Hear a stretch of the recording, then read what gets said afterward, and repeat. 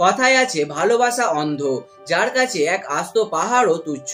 ভাবুন তো, একজন মানুষ একা হাতে 25 ফুট উঁচু ও 360 ফুট লম্বা পাহাড়কে টানা 22 বছরের কঠোর পরিশ্রম দিয়ে ভেঙে রাস্তা বানিয়ে ফেললেন। তাও কোনো মেশিন নয় আর না কোনো শ্রমিক দল, শুধুমাত্র একটি ছেনি হাতুড়ি ও এক বুক ভালোবাসার জোরে। হ্যাঁ, এটা কোনো রূপকথার গল্প নয়, এই বাস্তব গল্পটি হলো দ্য মাউন্টেন ম্যান দশরথ মাঝির, যিনি তার ভালোবাসা ও দৃঢ় সংকল্প দিয়ে গড়ে তুলেছেন এক অমর ইতিহাস।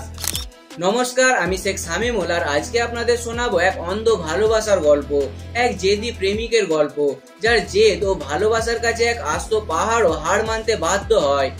যার লাইফ স্টোরি আমাদের সকলকে ইন্সপায়ার করে এবং শিখিয়ে দেয় জেদ ও ভালোবাসার জোরে অসম্ভবকেও সম্ভব করা যায়। 1934 সালের 14 জানুয়ারি বিহারের গেহলুর গ্রামের এক দরিদ্র দিনমজুর পরিবারে জন্ম হয় দ্য মাউন্টেন ম্যান দশরথ মাঝির। ছেলেবেলায় তিনি বাড়ি থেকে পালিয়ে যান এবং ধানবাদের একটি কয়লা খনিতে কাজ করা শুরু করেন। বহু বছর পর গ্রামে ফিরে তার বিবাহ হয় ফাল্গুনী দেবীর সাথে। ফাল্গুনী দেবীকে তিনি নিজের জীবনের থেকেও বেশি ভালোবাসতেন। ए फगुनिया तो हमार जान है रे जान, तोरा को इतना चाहते हैं, इतना चाहते हैं, इतना चाहते हैं, इतना चाहते हैं, इतना चाहते हैं, कितना चाहते हैं, का बताएं, सीना चीर के दिखाएं बजरंगबली जैसा। তাদের দাম্পত্যিক জীবন বেশ ভালোই কাটছিল, কিন্তু একদিন ফাল্গুনী দেবী মাঝির জন্য দুপুরের খাবার নিয়ে যাওয়ার সময় সেই গেহলুর পাহাড় থেকে পা পিছলে পড়ে যায়, যাতে সে গুরুতর আহত হয়।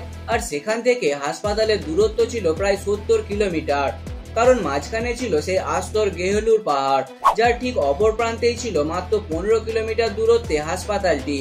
ফাল্গুনী দেবীকে সময় মতো হাসপাতালে নিয়ে যেতে না পারায় তার মৃত্যু হয়। শুধুমাত্র সেই পাহাড়টির কারণে নিজের ভালোবাসার মানুষকে হারিয়ে দশরথ মাঝি প্রতিজ্ঞা করেন সেই পাহাড় কেটে রাস্তা বানাবেন, যাতে গ্রামবাসীদের এই সমস্যায় আর না পড়তে হয়। ব্যাস, তারপর আর কি, যেমন কথা তেমন কাজ। পরদিনই হাতে শুধুমাত্র একটি ছেনি হাতুড়ি নিয়েই চলে যান পাহাড় ভাঙতে। जब तक तोड़ेंगे नहीं तब तक छोड़ेंगे। बहुत लंबा दंगल चलेगा रे तोर हमारा। প্রথম গ্রামবাসীরা তাকে পাগল বলে তামাশা করতে শুরু করে, কিন্তু প্রিয়জনকে হারানোর বেদনা একমাত্র সেই বোঝে যার কাছ থেকে তার প্রিয় মানুষটি হারিয়েছে। মাঝি তাদের কথায় কান্না দিয়ে নিজের কাজে লেগে থাকেন। এমন ভাবেই কাটতে থাকে দিনের পর দিন, বছরের পর বছর। রোদ, ঝড়, বৃষ্টিতেও তিনি চালিয়ে যেতে থাকেন নিজের সংগ্রাম ও পাহাড়ের প্রতি ক্ষোভ।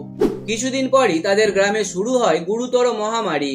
সেই পরিস্থিতিতে গ্রামের সকলে গ্রাম ছেড়ে যেতে লাগলেও মাঝি তার পাহাড় ভাঙার কাজ চালিয়ে যেতে থাকে।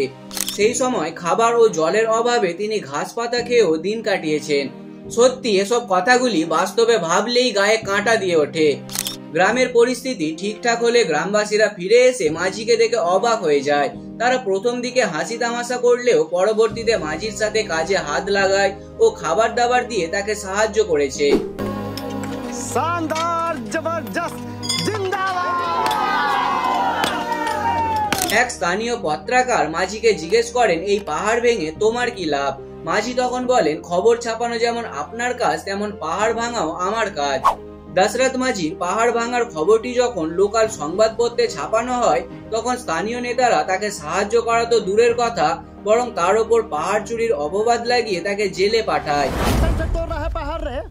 ये वन विभाग का प्रॉपर्टी है, हड़प रहा है तुम लोग। ये दशरथ मांझीबा कौन है? একদিন তাদের এলাকায় সেই সময়কার প্রধানমন্ত্রী ইন্দিরা গান্ধী বক্তব্য রাখতে আসেন। সেখানকার স্থানীয় এক সাংবাদিক মাঝির পাহাড় ভেঙে রাস্তা তৈরি করার ঘটনাটি ইন্দিরা গান্ধীকে খুলে বলায় তিনি মাঝির সাথে একটি ছবি তোলেন ও তাকে সরকারি সাহায্য দেওয়ার কথা দেন। কিছুদিন পরই দশরথ মাঝির উদ্দেশ্যে কিছু সরকারি অর্থ গ্রামের স্থানীয় নেতাদের হাত করে পাঠানো হলে তারা সেই অর্থ মাঝিকে না দিয়ে নিজেরাই খেয়ে ফেলে।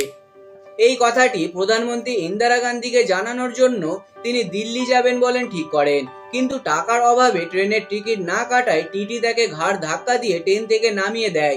এরপর কি হলো জানেন? দশরথ মাঝি সেই 1300 কিলোমিটার পথ পায়ে হেঁটেই দিল্লি যান। সত্যি, এই কথাগুলি শুনলে কোনো কাল্পনিক গল্পের মতোই মনে হয়। প্রথম দিকে গ্রামবাসীরা তাকে নিয়ে ঠাট্টা তামাশা করলেও শেষের দিকে তারাও মাঝির সাথে পাহাড় ভাঙার কাজে হাত লাগায়।